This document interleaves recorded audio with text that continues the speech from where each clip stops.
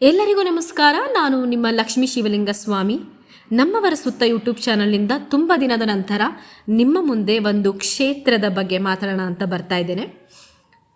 ವಿಜ್ಞಾನ ಮತ್ತು ಪ್ರಕೃತಿಯನ್ನು ಮೀರಿದಂತಹ ಕೆಲವು ಸನ್ನಿವೇಶಗಳು ಆಗಾಗ ಅಗೋಚರ ಶಕ್ತಿಯ ಬಗ್ಗೆ ನಂಬಿಕೆಯನ್ನು ಮೂಡಿಸ್ತದೆ. ಆಸ್ತಿಕರು ಅದನ್ನು ದೈವ ಕೃಪೆ ಎಂದು ಕರೆದರೆ, ನಾಸ್ತಿಕರಿಗೆ ಮೌನದ ಮೊರೆ ಹೋಗದೆ ಬೇರೆ ದಾರಿನೇ ಇರಲ್ಲ. ಅಂತಹದ್ದೊಂದು ದೈವ ಕೃಪೆಯ ವಿಶಿಷ್ಟ ಕ್ಷೇತ್ರ ದಾವಣಗೆರೆ ಜಿಲ್ಲೆ ಚನ್ನಗಿರಿ ತಾಲೂಕಿನ ತಾವರೆಕೆರೆ. ಮನುಷ್ಯ ತನ್ನ ಅಗತ್ಯಗಳನ್ನು ಪೂರೈಸಿಕೊಳ್ಳಲು ಹಲವಾರು ಯಂತ್ರಗಳನ್ನು ಕಂಡುಹಿಡಿದಾನೆ. ಅಂತಹವುಗಳಲ್ಲಿ ಬಹುತೇಕ ಎಲ್ಲರ ಮನೆಗಳಲ್ಲಿ ಇರುವಂತಹ ಯಂತ್ರ ಅಂದರೆ ಫ್ರಿಡ್ಜ್, ಅಂದರೆ ತಂಗಳ ಪೆಟ್ಟಿಗೆ ಅಂತ ನಾವು ಕರಿತೀವಿ. ತರಕಾರಿ, ಹಣ್ಣು, ಕೆಲವು ಆಹಾರ ಪದಾರ್ಥಗಳು ಫ್ರಿಡ್ಜ್ನಲ್ಲಿ 3-4 ದಿನ ಅಥವಾ ಹೆಚ್ಚಂದರೆ 1 ವಾರ ರಕ್ಷಿಸಬಹುದು ಅಲ್ವೇ. ಆದರೆ ತಾವರೆಕೆರೆ ಶಿಲಾಮಠದಲ್ಲಿ 1 ವರ್ಷವಾದರೂ ಸಹ ಆಹಾರ ಪದಾರ್ಥ ಕೆಡದಿರುವುದು ಮಾತ್ರ ಅಚ್ಚರಿಯ ಸಂಗತಿ. ತಾವರೆಕೆರೆ ಶಿಲಾಮಠದ ಮೂಲ ದೈವವಾದ ಬಸವಾರೂಢ ಉಮಾಮಹೇಶ್ವರನಿಗೆ ನಿತ್ಯ ವಿಶೇಷ ಪೂಜೆ ನಡೆಯುತ್ತದೆ. ವರ್ಷಕ್ಕೆ ಒಮ್ಮೆ ಮಾರ್ಗಶಿರ ಮಾಸದಲ್ಲಿ ವಿಜೃಂಭಣೆಯಿಂದ ಮಹೇಶ್ವರ ಜಾತ್ರೆ ನಡೆಯುತ್ತದೆ. ಜಾತ್ರೆಯಲ್ಲಿ ಬೇರೆಲ್ಲ ಉತ್ಸವ ಆಚರಣೆಗಳಿಂತಹ ಹೆಚ್ಚು ಗಮನ ಸೆಳೆಯುವುದು ಅಂದರೆ ವರ್ಷ ಕಳೆದರೂ ಕೂಡ ಕೆಡದ ಹಾಗೆ ಇರುವಂತಹ ಮಹಾಪ್ರಸಾದ. ಮಹೇಶ್ವರ ಜಾತ್ರೆ ಧಾರ್ಮಿಕ ಪರಂಪರೆಯ ಜೊತೆಗೆ ವೈಜ್ಞಾನಿಕ ಹಿನ್ನೆಲೆಯನ್ನು ಕೂಡ ಹೊಂದಿದೆ. ಸಾತ್ವಿಕ ಆಹಾರದ ಮೂಲಕ ದೈಹಿಕ ಆರೋಗ್ಯವನ್ನು ಪಡೆಯುವ ವಿಧಾನ. ಬಾಳೆಹಣ್ಣು, ಹೆಸರುಕಾಳು ಪುಡಿ, ಬೆಲ್ಲ, ಹಾಲನ್ನು ಬೆರೆಸಿ ಜಾತ್ರೆಗೆ ಬರುವ ಪುರುಷರಿಗೆ ಪ್ರಸಾದವಾಗಿ ನೀಡಲಾಗ್ತದೆ. ನಂತರ ಉಳಿದಂತಹ ಪ್ರಸಾದವನ್ನು ಪದ್ಧತಿಯಂತೆ ನಿಗದಿತ ಗುಂಡಿಯೊಂದರಲ್ಲಿ ಹಾಕಿ ಮುಚ್ಚಲಾಗುತ್ತದೆ. ಮುಂದಿನ ವರ್ಷದ ಜಾತ್ರೆಯಂದು ಆ ಗುಂಡಿಯನ್ನು ತೆರೆದು ನೋಡಿದರೆ ಕಳೆದ ವರ್ಷದ ಆಹಾರ ಪದಾರ್ಥ ಕೆಡದ ಹಾಗೆಯೇ ಇರುತ್ತದೆ. ಊಟಕ್ಕೆ ಬಳಸಿದ ಬಾಳೆ ಎಲೆ ಕೂಡ ಹಸಿರಾಗಿರುತ್ತದೆ. ಜಾತ್ರೆಯಲ್ಲಿ ಪಾಲ್ಗೊಂಡ ಸಾವಿರಾರು ಜನರು ಇದನ್ನು ಕಣ್ಣಾರೆಕೊಂಡು ಅಚ್ಚರಿಗೊಳ್ಳುತ್ತಾರೆ.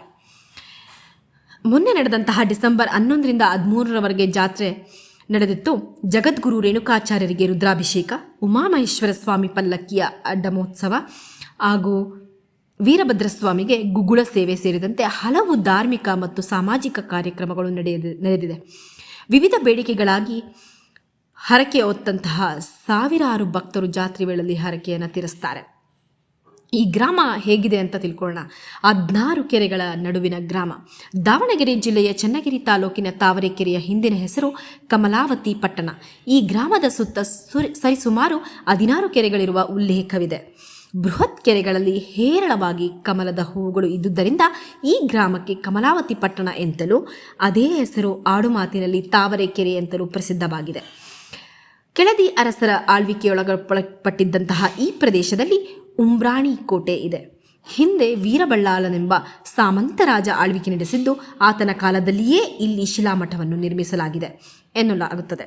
ಮಠವನ್ನು ಬೃಹತ್ ಕಲ್ಲಿನ ಹಾಸುಗಳು, ಕಲ್ಲಿನ ಕಂಬ ಮತ್ತು ಕಲ್ಲಿನ ಗೋಡೆಗಳಿಂದ ನಿರ್ಮಿಸಿರುವುದು ಶಿಲಾಮಠವೆಂದೇ ಪ್ರಸಿದ್ಧವಾಗಿದೆ.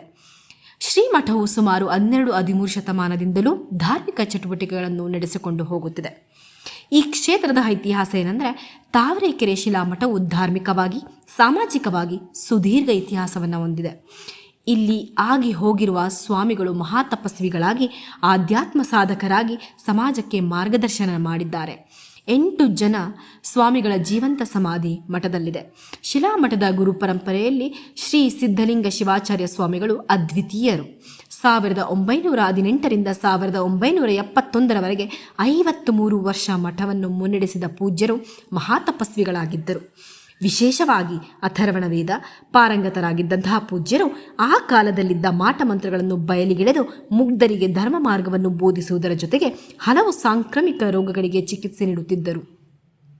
ಇವರ ಉತ್ತರಾಧಿಕಾರಿಯಾಗಿ ಶ್ರೀಮಠಕ್ಕೆ ಆಯ್ಕೆಯಾದ ಶ್ರೀ ರೇಣುಕಾ ಶಿವಾಚಾರ್ಯ ಸ್ವಾಮಿಗಳು ನಾಡಿನ ಸಾವಿರಾರು ಶಿವಾಚಾರ್ಯರಿಗೆ ಮಾದರಿಯಾಗಿ ಕೆಲಸ ನಿರ್ವಹಿಸುತ್ತಿದ್ದಾರೆ. ಅಡಿಕೆ, ತೆಂಗು, ಬಾಳೆ ತೋಟಗಳನ್ನು ಬೆಳೆಸಿ ಶಿಲಾಮಠವನ್ನು ಕೃಷಿಯತ್ತ ಕೊಂಡೊಯ್ದ ಕೀರ್ತಿ ಶ್ರೀಗಳಿಗೆ ಸಲ್ಲುತ್ತದೆ. ಅಖಿಲ ಭಾರತದ ವೀರಶೈವ ಶಿವಾಚಾರ್ಯ ಸಂಸ್ಥೆಯ ಕಾರ್ಯದರ್ಶಿಯಾಗಿ, ಅಧ್ಯಕ್ಷರಾಗಿ ಇವರ ಸೇವೆ ಅಪಾರ. ಇವರು ಯಡಿಯೂರು ಮಠಕ್ಕೆ ಅಧ್ಯಕ್ಷರಾಗಿ ಹೋದ ನಂತರ ಕಿರಿಯ ಶ್ರೀ ಅಭಿನವ ಸಿದ್ಧಲಿಂಗ ಶಿವಾಚಾರ್ಯ ಮಹಾಸ್ವಾಮಿಗಳು ಮಠವನ್ನು ಮುನ್ನಡೆಸುತ್ತಿದ್ದಾರೆ. ಹೌದು, ಇಷ್ಟೆಲ್ಲ ತಿಳ್ಕೊಂಡ್ಮೇಲೆ ಈ ಮಠಕ್ಕೆ ಹೋಗಬೇಕಂತ ನಮಗೆಲ್ಲ ಅನಿಸ್ತದೆ ಅಲ್ವೇ? ಹೇಗೆ ಹೋಗಬೇಕು ಅಂತಂದರೆ, ಈ ಮಠ ಇರುವಂಥದ್ದು ಬೆಂಗಳೂರಿನಿಂದ 260 ಕಿಲೋಮೀಟರ್ ದೂರ ಇದೆ. BH ರಸ್ತೆಯ ಮೂಲಕ ಬೀರೂರು ಮಾರ್ಗವಾಗಿ ಅಜ್ಜಂಪುರಕ್ಕೆ ಹೋಗಿ ಅಲ್ಲಿಂದ 18 ಕಿಲೋಮೀಟರ್ ಕ್ರಮಿಸಿದರೆ ತಾವರೆಕೆರೆಯನ್ನು ತಲುಪಬಹುದು. ಹೆಚ್ಚಿನ ಮಾಹಿತಿಗಾಗಿ ನೀವು ಸಂಪರ್ಕಿಸಬಹುದು 9902506757.